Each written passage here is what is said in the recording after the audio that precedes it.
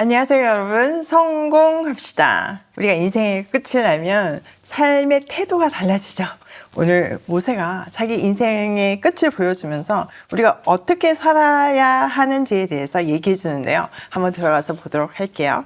자, 지금 우리가 보고 있는 32장은요, 모세의 노래예요. 1절부터 43절까지는 이스라엘 모든 언약 백성들이 늘 기억해야 하는 말씀에 근거한 심판과 회복을 선포하죠. 그리고 나서 이제 44절부터 자기의 이제 마지막을 얘기하는데요. 들어가서 보도록 할게요. 44절. 모세는 눈의 아들 여호수아와 함께 가서 백성에게 이 노래를 모두 다 들려주었다. 자, 모세는 하나님으로부터 모든 백성이 기억해야 할 노래를 받았어요. 그리고 나서 앞으로 백성들을 이끌어갈 새 지도자, 다음 세대 지도자 여호수아와 함께 이 노래를 다 낭송함으로 해서 세대 교체와 언약 계승을 백성에게 확실히 각인시키고 있어요. 자, 45절. 모세가 이 모든 말을 온 이스라엘 사람에게 한 뒤에 그들에게 말하였다. 오늘 내가 당신들에게 증언한 모든 말을 당신들의 마음에 간직해두고 자녀에게 가르쳐 이 율법의 모든 말씀을 지키게 하십시오. 율법은 단지 빈말이 아니라 바로 당신들의 생명입니다. 이 말씀을 순종하십시오. 그래야만 당신들이 요단강을 건너가 차지하는 땅에서 오래오래 살 것입니다.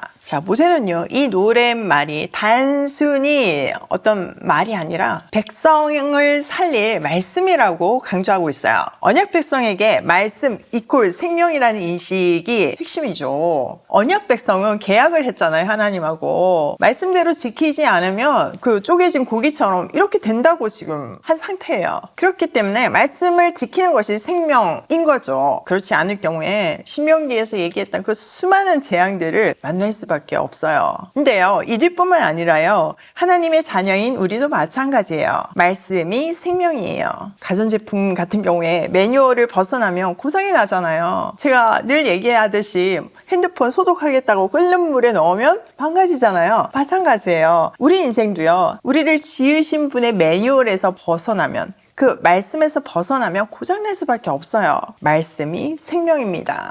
자, 48절. 바로 같은 날 주님께서 모세에게 말씀하셨다. 너는 여리고 맞은쪽 모압 땅에 있는 아바림 산줄기를 타고 느보산 꼭대기에 올라가서 내가 이스라엘 자손에게 소유로 준 가나안 땅을 바라보아라. 자, 백성에게 자손 대대로 부를 노래를 선포한 뒤에 바로 그날에 하나님은 모세에게 느보산 꼭대기에 올라가서 약속의 땅을 한번 바라보래요. 이 말은 사명 다 감당했으니까 이제 떠날 준비를 하라는 거죠. 이 느보산은 여리고 맞은편에 있었거든요. 이 모압 평지에 있는 이 느보산에서 가나안 땅이 한눈에 보였어요. 그래서 그 땅을 바라보고 이제 너의 인생을 마감해라, 이 말씀을 하시는 거예요. 자, 50절. 너의 형 아론이 호르산에서 죽어 백성에게로 돌아간 것 같이 너도 내가 오른 이 산에서 죽어서 조상에게로 돌아갈 것이다. 형 아론이 호르산에서 죽었듯이 모세도 이 느보산에서 죽을 것이래요. 아론은 한 6개월 전에 죽었어요. 그러면서 이 둘이 왜 죽었는지 다시 한번 그 이유를 분명히 짚어가고 계신데요. 자, 그 이유 볼게요. 51절. 이는 내가 신이 광야에 있는 가데스의 무리바셈에서 물이 터질 때 이스라엘 자손이 보는 데서 믿음 없는 행동을 하고 이스라엘 자손에게 나의 거룩함을 나타내지 않았기 때문이다. 너는 내가 이스라엘 자손에게 주는 저 땅을 눈으로 바라보기만 하고 그리로 들어가지는 못할 것이다. 자, 모세와 아론이요, 무리바셈에서 하나님이 분명 말로 반석에서 물이 나와라 이렇게 얘기하라고 했는데 그렇지 않고 혈기에 차서 너무 백성들이 말을 안 듣고 계속 반역을 하니까 너무 화가 나서 지팡이로 반석을 내리쳤잖아요. 그러니까 하나님의 명령대로 하지 않았어요. 그 믿음 없는 행동으로 하나님의 거룩함을 드러내지 않았기 때문에 그들이 그 약속의 땅에 들어가지 못한대요. 그래서 지금 이제 눈으로 바라보기만 하라고 말씀하시는 거죠. 이 장면을 한번 상상해 보세요.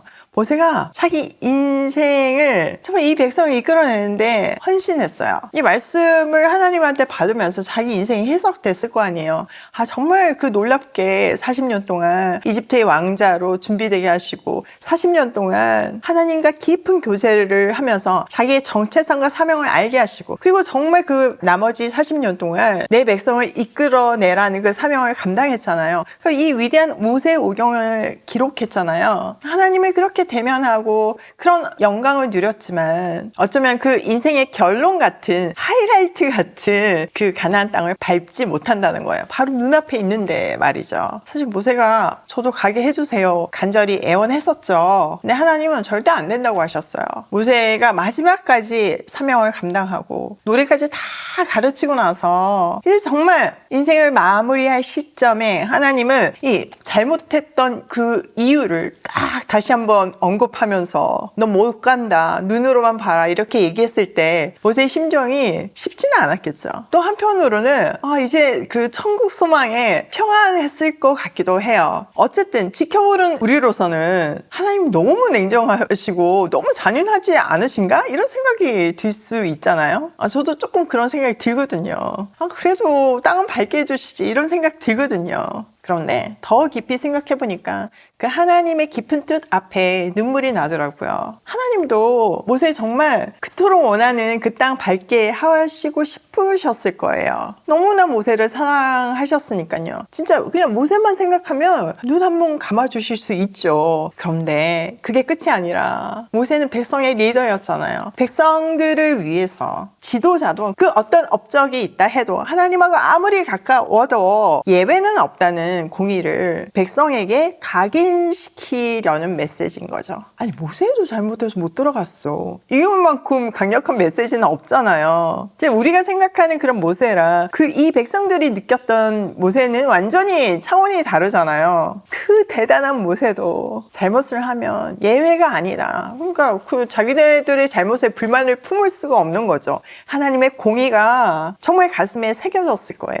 더불어서 모세가 그토록 가고 싶었던 그 땅에 들어가지 못함은 백성들이 그를 지도자로 막 숭배할 수 있잖아요. 그 가능성을 그냥 싹부터 자른 이유도 있어요. 모세가 했던 거 생각하면 우상으로 충분히 만들 수 있죠. 그래서 하나님은 신명기 34장에 보면 모세의 무덤조차 어디에 있는지 아무도 알지 못하게 밝히지 않았어요. 진짜 사라지게 하신 거죠. 이것은 모세조차 한계가 있는 인간일 뿐이라는 것을 알려주시는 거예요. 하나님의 일은 다음 세대가 이어받아서 계속 하게 한다. 하나님 나라는 한 사람이 아니라 그 한 사람, 시대의 그 남은 자를 통해서 이어진다는 것을 가르쳐 주시는 거죠. 진짜 그 하나님의 계획, 가나안 입성은 다음 세대 리더 여호수아를 통해서 이어지잖아요. 언약과 구원의 역사는 세대가 바뀌어도 끊기지 않아요. 이 메시지는 그대로 우리에게도 적용이 되죠. 내가 지금 달리는 구간에 내 역할이 분명히 있어요. 그런데요, 그 구간 안에 하나님의 그 큰 그림을 완성할 수 없어요. 그 원대한 하나님의 큰 그림 안에 나는 그 한 조각일 뿐이에요.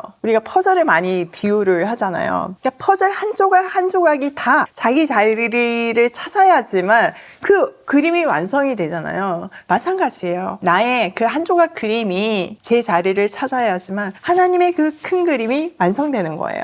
그러므로 지금 맡은 사명을 끝까지 충성하고 다음 세대에게 믿음과 언약을 전수하는 거, 하나님 보시기에 가장 복된 삶이고 우리가 분명히 알고 있어야 되는 우리의 끝이에요. 우리의 끝이 이렇다는 것을 알면요, 우리 삶의 태도가 완전 변하죠. 세상의 리더십들은 자기가 정권을 갖고 있는 그 시대에 뭔가 업적을 이뤄서 자기 이름을 기록하고 싶으니까 막 억지로 막 이렇게 사업을 추진하기도 하고, 정말 이렇게 돼야 될 사업을 요만큼으로 축소해가지고 정말 허접하게 완성하기도 하잖아요. 근데 우리는 그러지 말아야 한다는 거예요.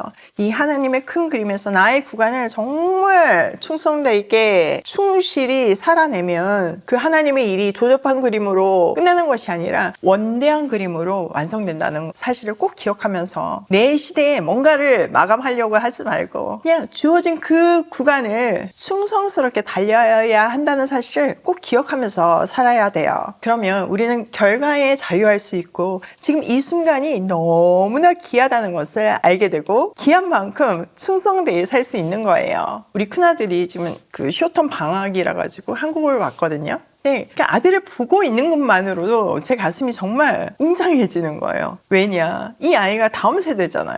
하나님이 이 시대에 해야 하는 일이 있기 때문에 오이 패밀리를 만드셨어요. 그래서 우리는 지금 이 구간을 열심히 달리고 있잖아요. 그런데 말씀은 늘 다음 세대를 세우라고 하잖아요. 그래서 우리 가정에 있는 아이들을 말씀으로 바로 세워야 하는 거는요, 너무나 중요한 우리의 사명이에요. 근데 너무 감사하게도 정말 그 바톤을 이어받으려고 열심히 사는 그 아들의 모습이 그냥 저한테 너무나 큰 위로가 되고 응원이 되고 힘이 되더라고요. 그냥 보고만 있어도 정말 하나님의 큰 그림이 있지. 내가 지금 좀 힘들어도 이 구간을 나에게 맡기신 구간에 충성되게 살면 하나님이 그 그림을 완성하시지. 이 순간에 최선을 다해야겠다 이런 생각을 하게 되더라고요. 우리 집에 있는 아이들뿐만 아니라 우리 오이 패밀리들 모든 가정의 아이들뿐만 아니라 우리에게 맡기신 조카들, 지금 시설에서 자라고 있는 조카들, 자립준비 청년들, 이 아이들이 하나님 나라를 이어갈 다음 세대입니다. 지금 전국에서 오이 패밀리 파티가 열리고 있는데요. 정말 이 소중한 만남을 하나님이 만드시는 거예요. 여러분 많이 동참해 주셔서 너무 감사하고 그 아이들을 만날 때 하나님이 이 메시지, 다음 세대를 준비하신 이 메시지를 기억하시면서 하나님의 사랑과 또 사명을 전하는 우리가 됐으면 좋겠습니다. 자, 오늘 내용을 우리 삶에 한번 적용을 해보면 왜? 첫 번째, 말씀은 생명이다.